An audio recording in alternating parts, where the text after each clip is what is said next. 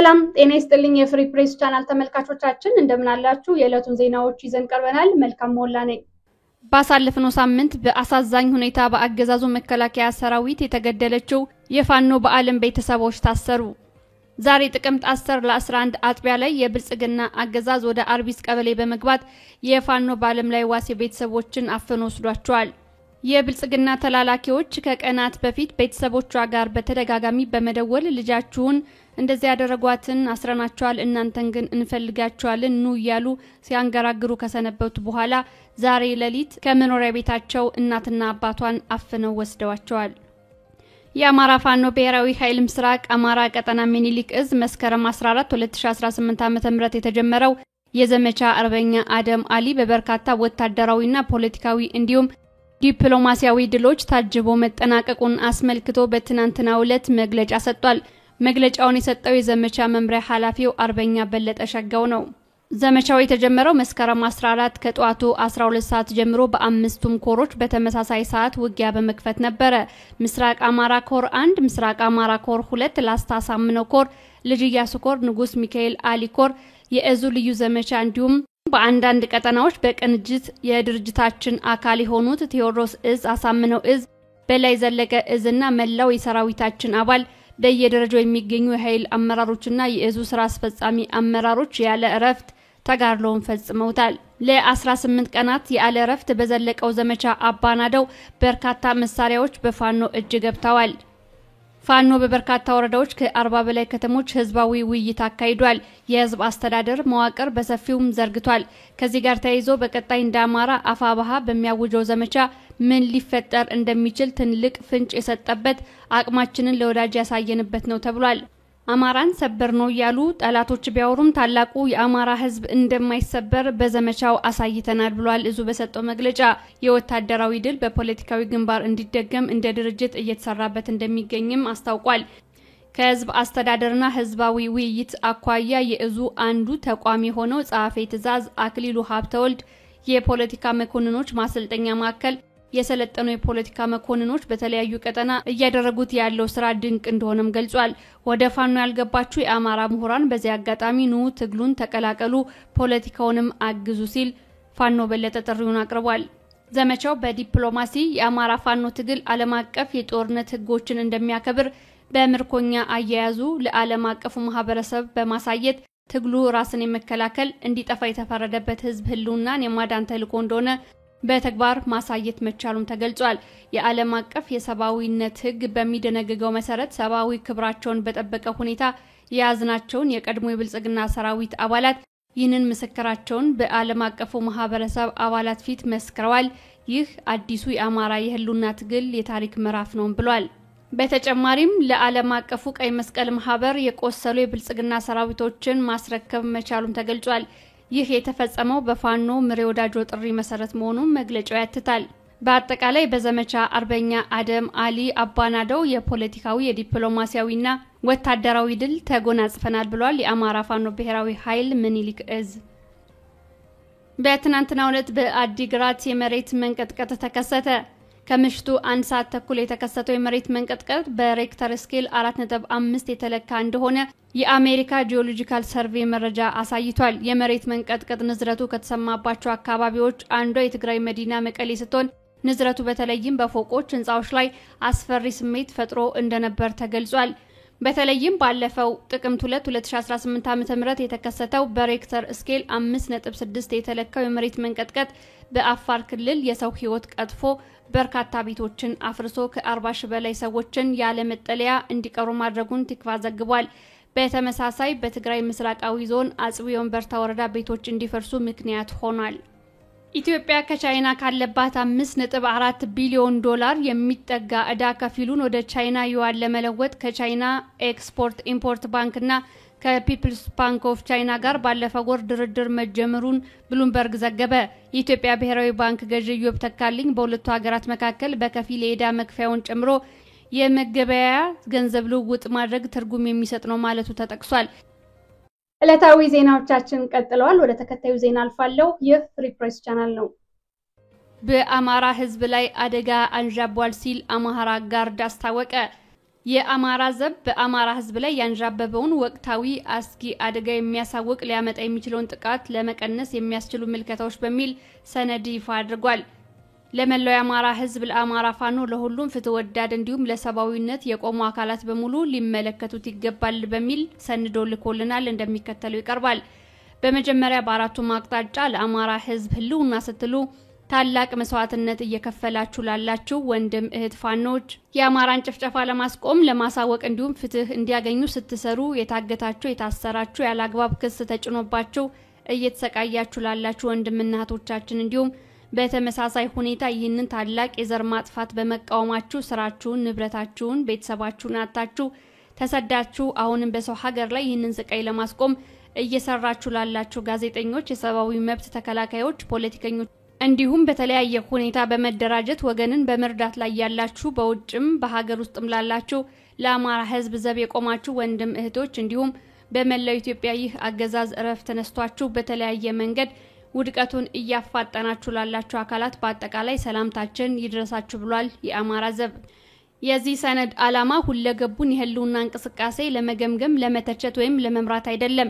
የዚህ ሰነድ ዓላማ ሙሉ ለሙሉ ከስሜት የተላቀቀ ጥሬ መረጃ ላይ ብቻ የተመሰረተ ወቅታዊ ትንተና በመስጠት የስጋቶችን ቅደም ተከተል ለሁሉም ለአማራ ህዝብ ህልውናና ፍትህ ከዛም ባሻገር ኢትዮጵያ በአጠቃላይ አሁን ከሆነችው በላይ ወደ ፍጹም ቀውስ እንዳትሸጋገር ለሚሰራ አካል ሁሉ እነዚህ ስጋቶች ከተወሰኑ የተመረጡ ስጋቶችን መቀነሻ ምልክቶች ጋር በማድረግ ህዝብ ቀድሞ በማዘጋጀት ራሱን እንዲጠብቅ የሚያስችል የቅድመ ማስጠንቀቂያ መረጃ ለማስተላለፍ ነው። በሰነዱ በአሁኑ ወቅት ከፍተኛ ስጋት የተባሉ ጉዳዮች ተነስተዋል፣ መፍትሄም ቀርቧል። ከተለያዩ ሰባዊና ዲጂታል ወቅታዊ የመረጃ ምንጮች በመነሳት እንዲሁም ከዚህ በፊት የተለያዩ የአማራ ዘር ጭፍጨፋን በመሰነድ እንዲሁም በመዘገብ የሚታወቁ ተቋማት ያወጧቸው መረጃዎች በመቃኘት እዚያም ላይ ተመስርቶ ወቅታዊ መረጃዎችንና ከዚህ በፊት የተደረጉ አሰቃቂ ጥቃቶችን ይዘት ቅርጽ እንዲሁም ቅደም ተከተልን በተጓዳኝ በመተንተን የቅርብ ጊዜ አስከፊ ስጋቶችን ዘርዝሮ ለህዝብ የሚያቀርብ አጭር የተጨመቀ ጽሑፍ ያቀረብን ሲሆን እነዚህን ስጋቶች ተከትሎ ምንም አይነት እርምጃዎች ይህንን የተገመተ ስጋት መቀነስ ወይም ማስቀረት ይችላሉ የሚለውን የኛን ምልከታ አስቀምጠናል ብሏል የአማራ ዘብ። በአማራ ክልል ውስጥ ሊደረግ ስለሚችል ዘር ተኮር ጅምላ ጭፍጨፋም ሰነዱ አስቀምጧል። አማራ ላይ አሰቃቂ ጭፍጨፋ የመድረሱ አዲስ ስጋት አይደለም። ባለፉት 35 ዓመታት የአማራ ህዝብ ስርዓታዊና መንግስት መር በሆነ እቅድ የዘር ጭፍጨፋ ሲካሄድበት ቆይቷል። በተለይ አማራ ክልል ከሚባለው ቦታ ውጭ ያሉ አማራዎች በተለያዩ ጊዜ በተለያዩ ሽፋን ሰጪ ምክንያቶች አማራዎች ሲጨፈጨፉና ሲፈናቀሉ ቆይተዋል። የአማራው ጭፍጨፋ በተለይም ለውጥ የተባለው የአሁኑ ገዢ የፖለቲካ ኃይል መዳላድል ከተከሰተ በኋላ በአሰቃቂነቱም በደግግሞሹም እንደጨመረ የሚታወቅ ነው። ባለፉት 4 ዓመታት ደግሞ በተለያዩ አካላት ከማስጨፍጨፍ አልፎ በቀጥታ በሀገር መከላከያ የሚመራ ይፋዊ ጦርነት አማራው ላይ ታውጆ በመላው ወቅታዊ አስተዳደር ስሙ አማራ ክልል የሚባለው ክፍል ላይ ከፍተኛ ጦርነት እየተደረገ መሆኑ ይታወቃል። ይህ ሁሉ በአማራው ላይ በጦርነት ስም የሚደረገው የድሮን ጭፍጨፋ፣ የጅምላ ግድያ፣ የቤቶች ማቃጠል፣ የልጆችን ማፈን፣ የንብረት መውረስ እንዲሁም የተለያዩ ህጋዊ ድርጊቶች መፈጸም በህዝባችን ላይ የሚካሄደው አሰቃቂ የዘር ማጥፋት ክስተት አካል መሆኑን አውቆ ህዝባችን ራሱን ለመከላከል ቆርጦ ተነስቶ የሚዋደቅበት ጉዳይ መሆኑ እንዳለ ሆኖ አሁናዊ የስጋት አዲስ ተጨማሪ መልኮችንም በፍጥነት የማየትና ተገቢ የቅልበሳ ስራ ለመስራት ዝግጅት ማድረግ ግድ ይለናል። አማራ ላይ በግልጽ የተከፈተው ጦርነት ከመጀመሩ በፊት በወለጋ፣ በመተከል፣ በጉራ ፈርዳ፣ በሰሜን ሸዋ እንዲሁም በተለያዩ ሌሎች የሀገሪቱ ክፍሎች በንጹሃን ላይ ይደረጉ የነበሩ የተደራጁ የአሰቃቂ ዘር ማጥፋት ጥቃቶች ላይ ይስተዋሉ የነበሩ አሰቃቂ ማሸበሪያ ድርጊቶች አሁን በጦርነቱ ከለላ እየተፈጸሙ መሆናቸው ስለ ድርጊቱ ስለፈጻሚው እቅድ እንዲሁም በመከላከያ ዩኒፎርም ተሸፍኖ ስለመጣው ፈጻሚ አካል ማንነት የሚነግሩን መረጃዎች አሉ። ይህ ማለት እንዲህ አይነት አሰቃቂ ድርጊቶች ባለፉት 2 ዓመታት በጦርነቱ ከለላነት አልተደረጉም ማለት አይደለም። ለምሳሌ በጎንደር በተደጋጋሚ ሁኔታ ሰዎችን ቤታቸው ውስጥ ከነ ህይወታቸው ማቃጠል፣ ጎጃም ላይ በጠራራ ፀሐይ ንጹሃንን ከተማ ውስጥ ከቤት እያወጡ መረሸን፣ ወሎና ሸዋ ላይ የሃይማኖት ተቋማት ውስጥ በመሆን ጦርነትን ማካሄድ፣ ምዕመናንን ማሰቃየት፣ የሃይማኖት ግጭት ለመፍጠር በሴራ አማኞችን መግደል እንደ ምሳሌ ከየቀጠናው በብዛት የሀገር መከላከያ በሚል ሽፋን አማራ ክልል ውስጥ የሚያደርገው ወንጀሎች ሲሆኑ ከሚቀርቡት ዘገባዎች አንፃር በየቀጠናዎቹ እነዚህ የተዘረዘሩት ወንጀሎች እንደሚያመዝኑበት ቦታ ተቀመጡ እንጂ ከላይ የተዘረዘሩት ሁሉ እንደ ሌሎች አያሌ በጦር ወንጀልነት እንዲሁም በዘር ማጥፋት ወንጀልነት የሚመዘገቡ ድርጊቶች በሁሉም ቀጠናዎች ሲፈጸሙ ከርመዋል። ከዚህ በፊት 2 ዓመት በፈጀው በትግራይ አማራና አፋር ክልሎች በተካሄደው የሰሜኑ ጦርነት ወቅት ወደ ጦርነቱ ማገባደጃ አካባቢ አገዛዙ በኢትዮጵያ መከላከያ ስር የሰለጠኑና የተቀጠሩ ወታደሮችን በግዳጅ መላክ ወደማይችልበት ደረጃ ሲደርስ የተለያዩ ክልሎች ልዩ ኃይላትን ወደ ጦርነቱ ማስገባቱ ይታወሳል።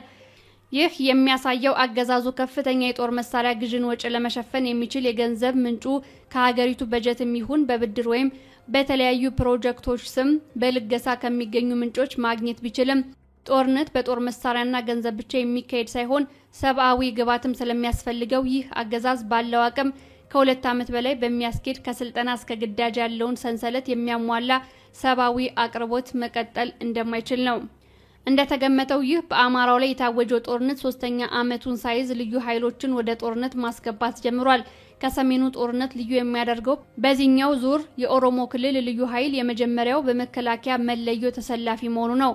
በሰሜኑ ጦርነት የኦሮሚያ ክልል ልዩ ኃይል ሌሎች ኃይሎች በተሳተፉበት መጠን እንዳልተሳተፈ ከዚህ ጋር ማስገንዘብ እንፈልጋለን። ይህ ክስተት ለአማራ ሕዝብ ከፍተኛ ስጋትን የሚፈጥርበት ምክንያት የኦሮሞ ልዩ ኃይል እንደ መከላከያ ወይም እንደ ሌሎች ክልሎች ልዩ ኃይሎች እንደ መደበኛ ጦር ብቻ የሚንቀሳቀስ ኃይል ሳይሆን በወለጋ በተደረጉ ጥቃቶች እንደተገነዘብነው በመደበኛ ጦር ስልጠና እንደሚሰጠው መደበኛ ጠመንጃዎች እንዲሁም ሌሎች ወቅታዊ የጦር መሳሪያዎችን ብቻ የሚጠቀም ሳይሆን ከጨበጣ ውጊያ ውጭ ንጹሃንንም ይሁን በጦርነት ወቅት የተያዙ ታጋዮችን ከውትድርና ፕሮቶኮሎች ሰውነትን በመዘልዘል በመቆራረጥ በማሰቃየት የተለያዩ የአካላት ክፍሎችን ቆርጦ በማውጣት የተጎጂውን አካል ለህዝብ የሚታይ ቦታ በመተው የስነ ልቦና ስብራት በመፍጠር ለማሸነፍ የሚደረግ አካሄድን ስለሚከተሉ ነው። ይህ አሰራር በተደጋጋሚ ጥቅም ላይ ያዋሉት ሲሆን ለውጥ የተባለው ሽግሽግ ከመጣ በኋላ በቋሚነት ከኦነግ መከላከያ ውስጥ ከተቀበሩ የኦነግና ኦሮሞ ብልጽግና እቅድ አስፈጻሚ አካላት ከጋቸና ሲርና አደረጃጀቶች እንዲሁም ኦሮሞ ክልል ውስጥ ካሉ ሚሊሻና የፖሊስ አባላት ጋር በቅንጅት ሲደረግ የነበረ ድርጊት ነው። ከላይ ከተጠቀሱት አካላት ባንድም ይሁን በሌላ በኩል በእንደዚህ አይነት ጥቃቶች ይሳተፉ እንደነበር ዩኒፎርምና መለያቸውን እንደለበሱ አብረው ጥቃቶችን ሲፈጸሙ የሚያሳይ ተንቀሳቃሽ ምስል እንዲሁም የተለያዩ ፎቶግራፍ የምስክር እንዲሁም የድምጽ ማስረጃዎች አሉ። ይህ አሁን በገፍ አማራ ክልል ላይ የገባው የኦሮሚያ ልዩ ኃይል በአጭር ጊዜ ውስጥ ለህዝባቸው ሲሉ የተሰዉት ባለሟሴና ትግስት ወዳጆ ላይ የፈጸመውን ጭካኔ በከፍተኛ ፍጥነት በሁሉም እግሩ በረገጠባቸው ቦታዎች ሁሉ በስፋት ሊፈጽመው እንደሚችል የሚያሳዩ ፍንጮች እየታዩ ነው። እነዚህ ጥቃቶች ሴቶች ላይ ማተኮራቸው አገዳደላቸው ፍጹም ጭካኔ የተሞላበት መሆኑ አልፎም ለመደበቅ ምንም ሙከራ ሳይደረግ ወደ ህዝቡ አካላቸውን ወርውረው መሄዳቸው 100% ወለጋ ላይ የተደረጉትን ጥቃቶች ይዘት የሚያሟላ ነው። ከዚህ በፊት የተደረጉ ጥቃቶች ላይ እንደተገነዘብነው የእነዚህ ጥቃት ዘመቻዎቻችን እንደነሱ መመዘኛ ስኬታማ የሚያስብለው ፍጹም ጭካኔውን አይቶ አማራው ነዋሪ ሸሽቶ ወደ ጫካ እንዲገባ ማድረጋቸው ከመደናገጥ የተነሳ ተረጋግቶ ተደራጅቶ መመካከር እንዳይችል የጋራ መልሶ ማጥቃት እንዳያደርግ ልብ ሰልቦ ሊያጠቁት የመጡትን ህዝብ መልሶ የማጥቃትን እንዲሁም ራስን የመከላከል እድሉን ለመቀነስ የሚደረግ አሰቃቂ ታክቲክ ነው። ይህንን በሚያደርጉበት ወቅት ትልቅ ጠንካራ ጎን ይሆናቸው የነበረው በተለያዩ በመንግስት ስምና በተቃዋሚ ስም የተሰለፉ አካላት በጀርባ ተቀናጅተው መስራት መቻላቸው ነው። ይህም መከላከያ፣ የኦሮሞ ልዩ ኃይል፣ ጋቸና ሲርና ሸኔ እንዲሁም የአካባቢ ሚሊሻና ፖሊስ ተቀናጅተው እንዲሰራ የሚደረግበት አካሄድ ነው። ይህን አይነት ሁኔታ ሊፈጥር የሚያስችል አስኪ ሁኔታ በወሎ ቤት አማራና ሸዋ ቀጠናዎች ውስጥ ቀድመው አዘጋጅተዋል። ይህም የኦሮሚያ ልዩ ዞን በሚል አስተዳደራዊ ሽፋን ሰፊ የሆነ ቦታ ላይ የኦነግ ወይም ኦነሰ፣ ሸኔ፣ ጋቸና ሲርና እንዲሁም የአስተዳደሩ ሚሊሻን ጨምሮ የፖለቲካ እንዲሁም ወታደራዊ ስልጠና ሲሰጡና ተወርዋሪ ኃይሎችን ሲያዘጋጁ ከርመዋል። ይህ ማለት ወለጋ የተደረገውን የአማራ ጭፍጨፋ ያመቻቸ የሚመስል አስተዳደራዊ፣ ፖለቲካዊ እንዲሁም ወታደራዊ አውድ በአማራ ክልል ውስጥ ኦሮሚያ ልዩ ዞን የሚል አስተዳደራዊ ከለላ በጦርነት አዋጅ በመከላከያ ዩኒፎርም ወደ አማራ ምድር ለገባው የኦሮሞ ልዩ ኃይል ሊፈጠር ችሏል። ስለዚህ ወደ አማራ ክልል የገቡት የተወሰኑ ወታደሮች ብቻ እንደሆነ ተደርጎ ከተወሰደ የስጋቱ በከፍተኛነት ሳይታሰብበት የከፋ ውድቀት ሊያደርስ ይችላል። ይህንን የታቀደ ጭፍጨፋ ባጭሩ ለመክታት ስጋቱን ከስሩ መንቀል የሚችል ደፋር አካሄድ ያስፈልጋል። አስቸኳይ መፍትሄ በአጭር ጊዜ ውስጥ የአፋባ ምስራቅና ደቡብ ቀጠና ውስጥ ያሉ እዞች እንዲሁም ሌሎች ከአፋባ ውጭ በተደራጀ መልኩ ይሁን በተናጠል የሚንቀሳቀሱ ፋኖች መሪ ተሳታፊነት በሁለቱ ቀጠናዎች ባሉ ነዋሪዎች ሙሉ ደጋፊነት እንዲሁም በአጠቃላይ በክልል ውስጥም ይሁን ከክልል ውጭ ባሉ እንዲሁም በውጭ ሀገር በሚገኙ ፍትህ ወዳድ አካላት የማያወላውል የጀርባ ደጋፊነት ይህንን በአስተዳደር ከለላ የተቀመጠ ለጭፍጨፋ ዝግጁ የሆነ መዋቅርን ሙሉ በሙሉ ከሁለቱ ቀጠናዎች ውስጥ በማፈራረስና በሰላም ፈላጊና ከዚያው በአካባቢው ላይ በተወለዱ የአማራና የኦሮሞ ተወላጆች እንዲተዳደር በማድረግ ይል አመታት የአካባቢው ነዋሪ ኦሮሞዎች ራሱን በመግፋት ለተለያዩ ቅጥር ቦታዎች እጩዎችን ከወለጋ ጅማና አርሲ ያገዛዙን ካርዲዎች በማምጣት አማራን ከውስጥ ለማስመታት ሲደራጅ የነበረን ጸረ አማራ አደረጃጀት በማፍረስ ከላይ በስጋት አንድ ስር የተተነተነውን አደጋ መቅረፍ እንደሚቻል ማሳወቅ እንወዳለን። ይህ የአደረጃጀት መልካ ምድሩን ከተከተልን ወሎ ቤት አማራና ሸዋን ታኮ የተቀመጠ ቢሆንም ሰላዮችና ተዋጊዎችን በተለያየ ጊዜ ተልኮ በመስጠት በጎንደርና ጎጃም ቀጠናዎችም ሽብር ሲፈጥር እንደከረመ የሚታወቅ ነው። ስለሆነም ይህንን የአደጋ ምንጭ ማፍረስ በአጠቃላይ በአማራ ክልል ውስጥ የታቀዱ የጅምላ ጥቃቶችን የሰርጎ መግባት እቅዶችን እንዲሁም ያገዛዙን የስለላና ሳቦታጅ አውታሮችን በመበጠስ አገዛዙን መሐል ሀገር በመሄድ ጨርሶ ለማፍረስ የሚደረገውን ትግል በከፍተኛ የሆነ ሁኔታ የሚያመቻቸውናል። በአማራው ውስጥ ሆነ ተብሎ በሚላክ የተሳሳተ መረጃ እየተፈጠሩ ያሉ አለመግባባቶችም በሚታይ ሁኔታ እንዲቀንሱ ያደርጋል። ይህንን ሰነድ አዘጋጅቶ ለሚዲያ የላከው የአማራ ዘብ ነው። የዕለቱ ዜናዎቻችን እነዚህን ይመስላሉ። ስለተመለከታችሁን ከልብ እናመሰግናለን። ቻናላችንን ሼር፣ ላይክ እና ሰብስክራይብ በማድረግ አብራችሁን እንድትቆዩ የአክብሮት ግብዣችን ነው። ጤና ይስጥልኝ።